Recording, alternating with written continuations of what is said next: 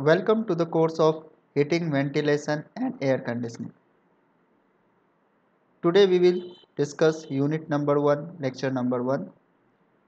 Unit number 1 is Advanced Vapor Compression Cycle. Talking about this unit, in this unit we will basically cover the vapor compression cycle, a simple vapor compression cycle. We will see the Carnot vapor compression cycle. We will see the pH and TS diagram for each cycle. We are also going to see what is the actual vapor compression cycle and its pH and TS diagram. We will discuss about it. After that, we will see what is the actual work for the compressor. So, let's start. I am Professor Ankit Kumar Mishra, working in Sandeep Institute of Engineering and Management, Department of Mechanical Engineering. I am having an experience of 7 years. So, let's start the course. Talking about simple vapor compression cycle. Now simple vapor compression cycle, this is nothing but a diagram for a simple vapor compression cycle. Simple vapor compression cycle consists of a compressor, a condenser, a thermostatic expansion valve or a evaporator. Now what happens in evaporator, heat is absorbed from the refrigerating space, and in condenser, the heat is delivered to the atmosphere. Now in evaporator, let's say the QE is the amount of heat is absorbed by the evaporator, and QC is the amount of heat that is delivered to the atmosphere. Now here is a compressor. In compressor, we know that there is a W amount of work done on the system. So from first law of thermodynamics, one can write an expression that is QC is nothing but a QE plus W. So this is what in this system. Now talking about each component. Now in evaporator at point number 1, let's say this is a point number 1, this is our point number 2, this is point number 3, and this is point number 4. So talking about 1 to 2, 1 to 2, the refrigerant is going to be compressed in a compressor. At point number 1, the state of refrigerant, ideally we can say that the refrigerant is at a saturated vapor, and after the compression there will be a state number 2 where its state is superheated vapor. Now generally this process going for a theoretical point of view, this process is adiabatic process. In actual, this is not an adiabatic process, this is a polytropic process. So talking about ideal cycle, so we can see that not an ideal cycle. Talking about theoretical cycle, we can say that work is done on the system in this 1 to 2. In condenser, there is a constant pressure. Pressure will remain constant in condenser, and heat is rejected at a constant pressure. Talking about state of refrigerant, at point number 2, the state of refrigerant is superheated, but at point number 3, the state of refrigerant is saturated liquid. So at point 3, it is saturated liquid. Now 3 to 4 is a throttling process, and as we know that 3 to 4 there is enthalpy will remain constant, so one can say that in 3 to 4 the process is also known as a isoenthalpic process. So whatever be the enthalpy at point number 3 must be equal to enthalpy at point number 4. So in this process one can write H3 is equals to H4. Okay.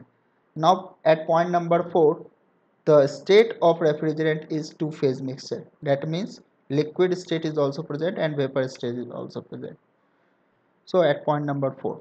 Now 4 to 1, there is a evaporation process where heat is absorbed by the refrigerant, and this process is happened at constant pressure. So one say that P4 is equals to P1.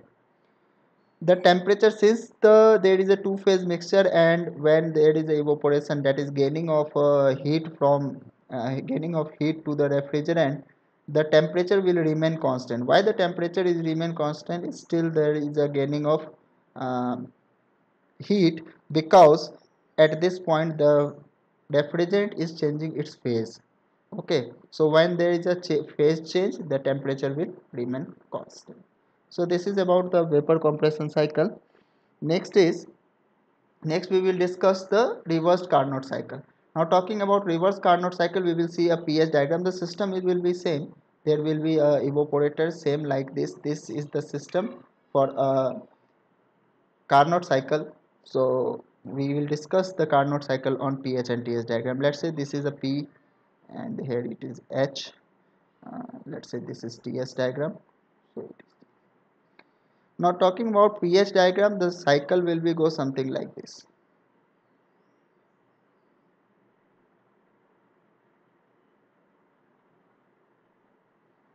So this is a point number 1, 2, 3 and 4, and it covers something like this. The saturation point will be something like this. This is the saturation curve. So point number 3 is at saturated state, point number 2 is also at saturated state, but in Carnot cycle the point number 1 and point number 4 is in a two-phase region. If we draw a TS diagram, let's say this is a TS diagram.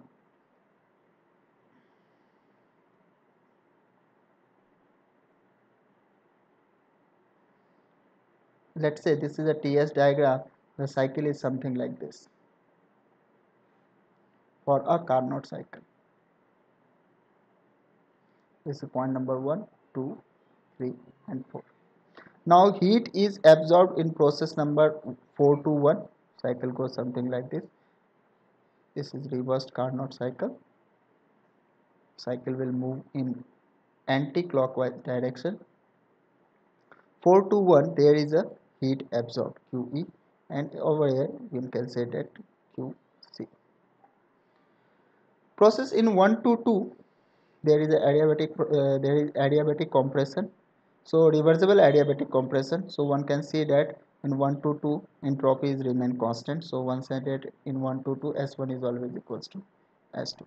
Talking about 2 to 3, in 2 to 3 there is a heat rejection at constant pressure. So this is a horizontal line. Consider this as a horizontal line. The pressure will remain constant, and temperature will remain constant in this process, and you can see over here the temperature at point number 2 and temperature at point number 3 is constant. So one can say that T2 is always equals to T3 in reversed Carnot cycle. Now again, in 3 to 4 there is isoenthalpic process, but in Carnot cycle you can also say that the 3 to 4 is reversible adiabatic process. So S3 is always equals to S4. In 4 to 1 there is a heat absorption process and temperature will remain constant. So T1 should be always equals to T4 in reverse Carnot cycle. Now how to find this temperature T2 and T3 is known as a high temperature, and this T1 and T4 is always a low temperature. So one can find the coefficient of performance COP of Carnot cycle as a TL upon TH minus TL. This is the formula to find the coefficient of performance of Carnot cycle. Now talking about coefficient of performance of Carnot cycle, the temperature should be in degree Kelvin. This temperature should be in degree Kelvin, and in this way we will find the COP of reversed Carnot cycle. Next, we will discuss about pH and TS diagram for a simple vapor compression cycle. So this is the pH diagram. This is the pH diagram for a simple vapor compression cycle.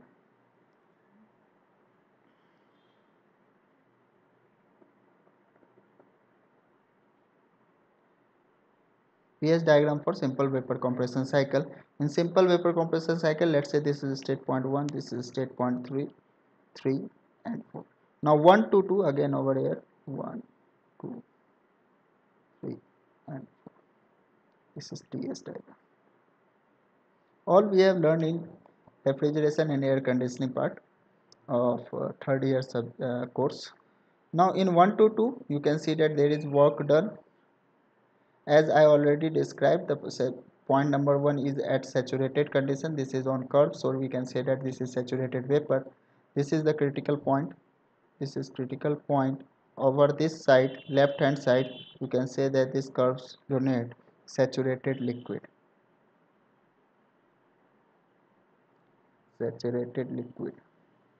While in right side, this curve says saturated vapor. This is saturated vapor. Okay, now work is done on the system in between 1 to 2. 2 to 3, there is heat rejection in condenser, and it is a constant pressure process, constant pressure heat rejection process. The temperature, now in 2 to 3, temperature is not equal in theoretical vapor compression cycle. While if we see the Carnot cycle, the temperature will remain constant in this particular portion, but in theoretical cycle the temperature will be different. Why? Because in this part, to this part, saturated part, there is a sensible heat loss. Sensible heat loss.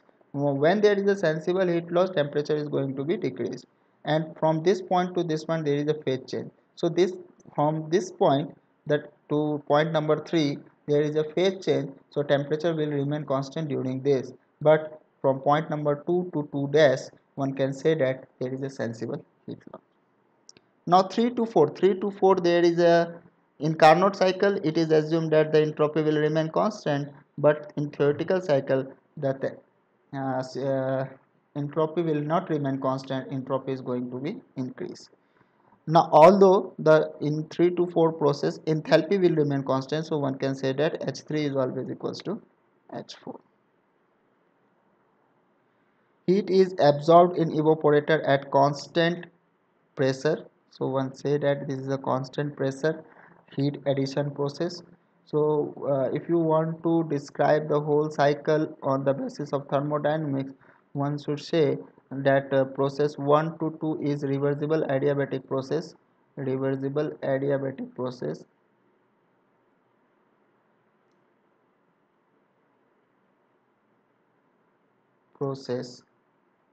Now process 2 to 3 is constant pressure heat addition process, heat rejection process.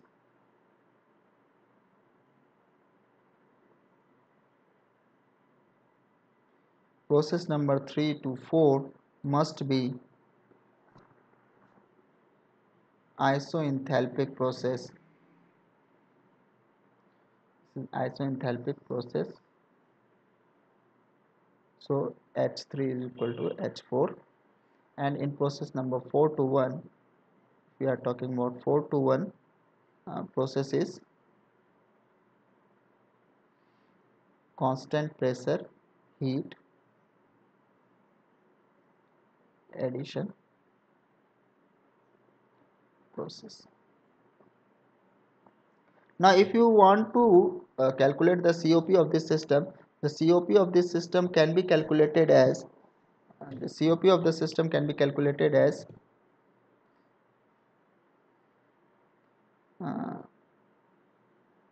COP of the system can be calculated as refrigerating effect upon work done. Now how to calculate the refrigerating effect? We know that the refrigerating effect is in uh, evaporator, so we can calculate it as H1 minus H4 upon H2 minus H1.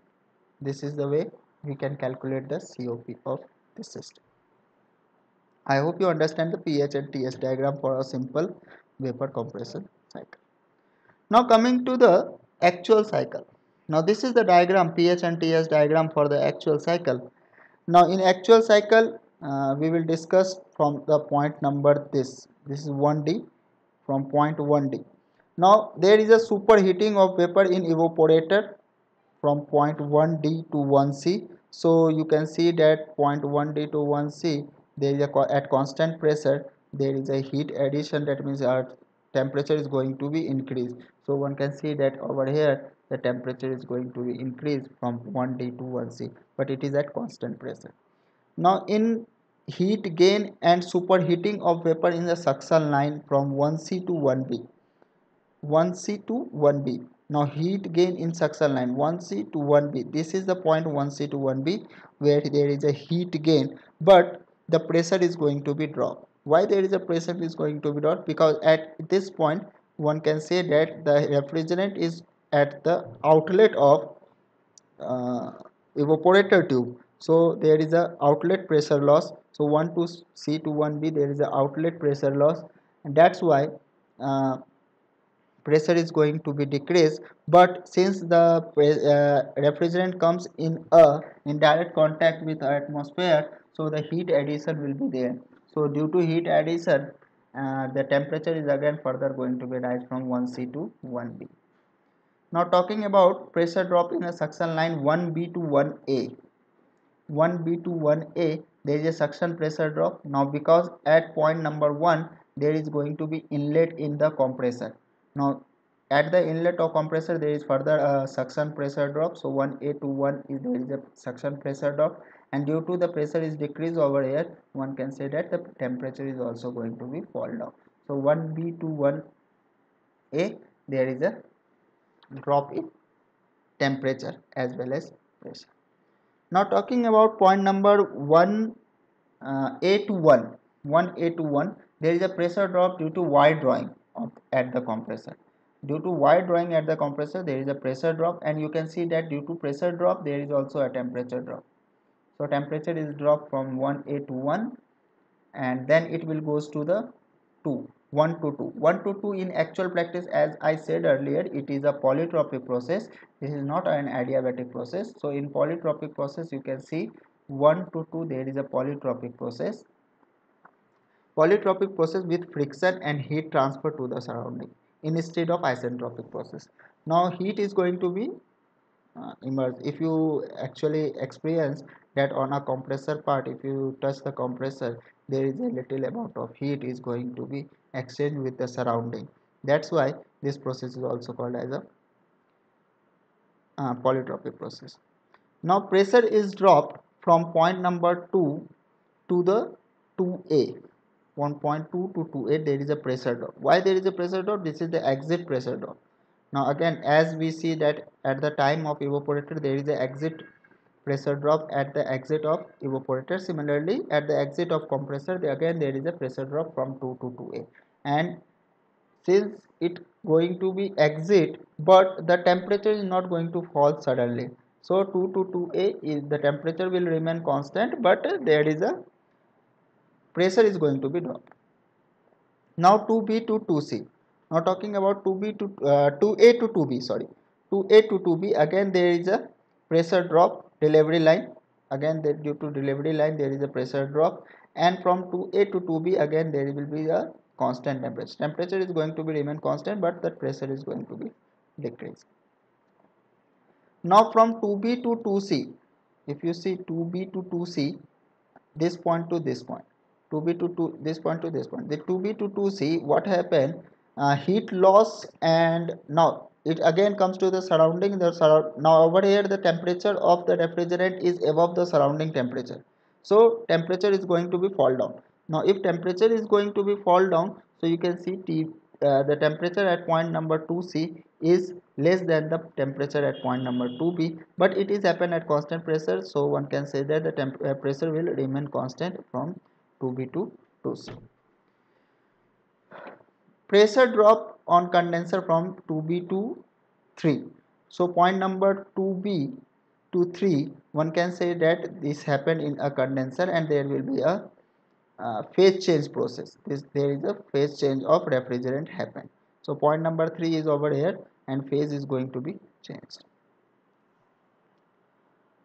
Talking about 3 to 3A, there is a subcooling. Subcooling happened in actual practice. We allowed there is a subcooling due to improve the COP of the system.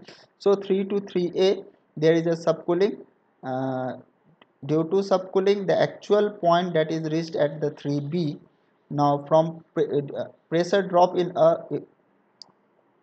now from 3B to 4 there is a constant enthalpy process. Throttling process is happened between 3B to 3B to 4, and from 4 to 1D, 4 to 1D there is a pressure drop in evaporator. I will explain you why there is a pressure drop. Although in theoretical cycle we see that the pressure is remain constant from 4 to 1, but in actual practice it is observed that the pressure is dropped from 4 to 1. Now the pressure is dropped due to two factors. One is friction pressure drop and second is momentum pressure drop. What is this friction pressure drop and what is this momentum pressure drop? So to understand the friction pressure drop, when there is a fluid flow in any tube, there must be a friction between fluid particle to the pipe surface, and during this flow there must be a friction pressure drop. So that friction pressure drop also happened over here in condenser. So due to the friction pressure drop, there should be a pressure drop in condenser also. That's why there should be a pressure drop in that. Now what happened in uh, condenser? Momentum pressure drop. Now momentum pressure drop is thing, the the vapor refrigerant is going to convert in liquid refrigerant in condenser. Now when a vapor molecule is converted to a liquid molecule, the velocity of that molecule is going to be decreased. Okay, when velocity is decreased, the kinetic energy is also decreased. Kinetic energy is also going to be decreased. Now when the kinetic energy is also going to be decreased, the pressure when the velocity is going to be decreased, the pressure should be rise. So when in condenser the velocity is going to be decreased, the pressure is going to be rise.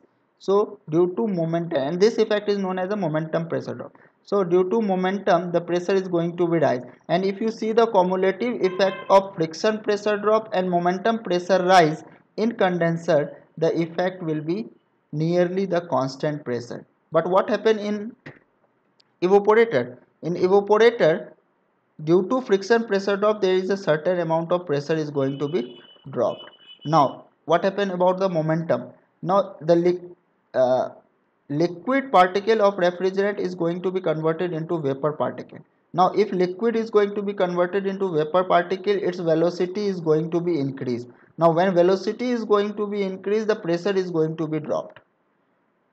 So over here, due to momentum, the pressure is going to be dropped. Now here if you see the cumulative effect, that means due to friction already there is a pressure drop, and due to momentum again there is a pressure drop. So cumulatively it can be said that there is a considerable amount of pressure drop in a evaporator. That is why in evaporator we see there is a pressure drop, but in condenser there is no pressure drop. Okay, I hope you understand. This is the actual cycle for this system. Now lastly we are going to talk about actual work of compressor. Now what is the actual work of compressor? As we understand, in actual cycle the process 1 to 2 is not an adiabatic process, it is a polytropic process. So writing the equation for a polytropic process, one can find the work done by using formula minus n upon n minus 1 gamma minus 1 upon gamma Cp T2 minus T1. Now T2 is the temperature at state point 2, that is at the exit of compressor. T1 is the temperature at the inlet of compressor. Okay, and is the polytropic index. Now why there is a minus sign? Minus sign indicates that work is done on the system, not work is done by the system. Work is done on the system, that's why there is a negative sign. Now heat gain can be found out by the using SFE, that is steady flow energy equation. This is nothing but a steady flow energy equation. So if you write the heat flow energy, steady flow energy equation for a compressor, you will find that the net amount of heat is equals to H2 minus H1 plus W. Now W is the work done. After finding the work done, and we know the enthalpy at point number 2 and enthalpy at point number 1, we can find what is the amount of heat that is interacted with the surrounding in compressor. So when you touch the compressor, you feel it's heated, or in working condition when you touch the compressor you feel warm. So the amount of heat liberated by the compressor at the time of working can be calculated by this formula. So this is the formula which provide us what is the energy interaction or what is the heat interaction of compressor to the surrounding. In this way we can find the thing. So this is about the today's session. In this session we have learned ideal vapor compression cycle, that is nothing but a reverse Carnot cycle. We also see the simple vapor compression cycle, that is the theoretical vapor compression cycle, and we see the actual vapor compression cycle, how it works and what are the things that is what are the process that is inside the actual vapor compression cycle in thermodynamics point of view. Also we see the work done by the what is actual work done by the compressor, as well as we also see the amount of heat liberated by uh, compressor in actual practice. So that's all for today's session. I hope you like the session. Thank you.